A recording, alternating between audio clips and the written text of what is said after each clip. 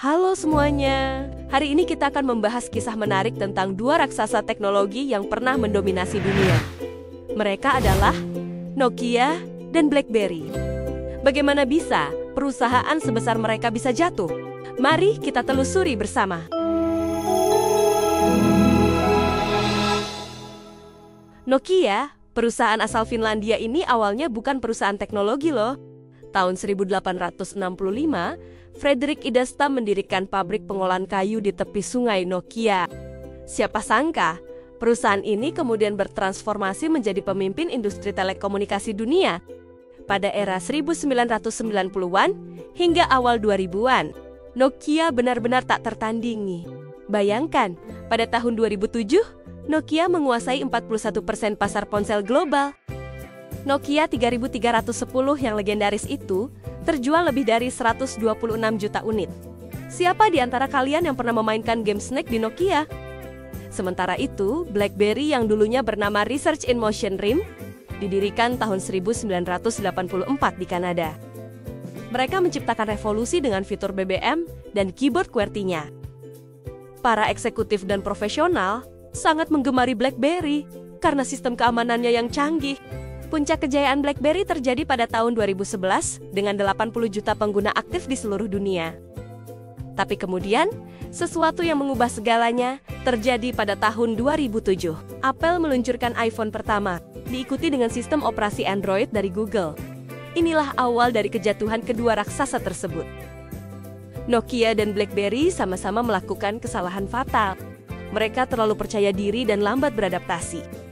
Nokia tetap bersikukuh dengan sistem operasi Symbian yang sudah ketinggalan zaman. Mereka menganggap iPhone hanya sebagai mainan mahal yang tidak akan bertahan lama. BlackBerry juga membuat kesalahan serupa. Mereka terlalu fokus pada pasar korporat dan mengabaikan tren konsumen yang menginginkan aplikasi dan pengalaman touchscreen yang lebih menarik. Saat akhirnya mereka mencoba berinovasi dengan BlackBerry 10, keadaan sudah terlambat. Android dan iOS telah jauh meninggalkan mereka.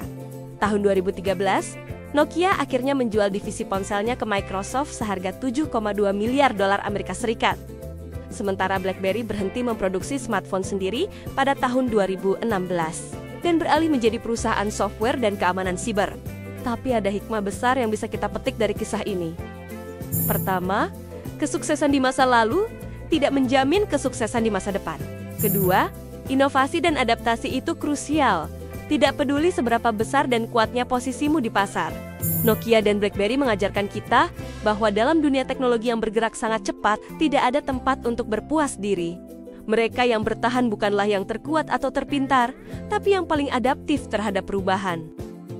Menariknya, kedua perusahaan ini tidak benar-benar mati. Nokia kini fokus pada infrastruktur jaringan 5G dan sudah mulai bangkit kembali. BlackBerry bertransformasi menjadi perusahaan software keamanan yang sukses. Ini membuktikan bahwa kegagalan bisa menjadi awal dari transformasi yang lebih baik. Jadi teman-teman, apa pelajaran yang bisa kalian ambil dari kisah ini?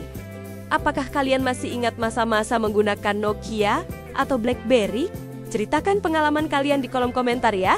Terima kasih ya sahabat Docs Hikmah, sudah menonton video ini sampai akhir.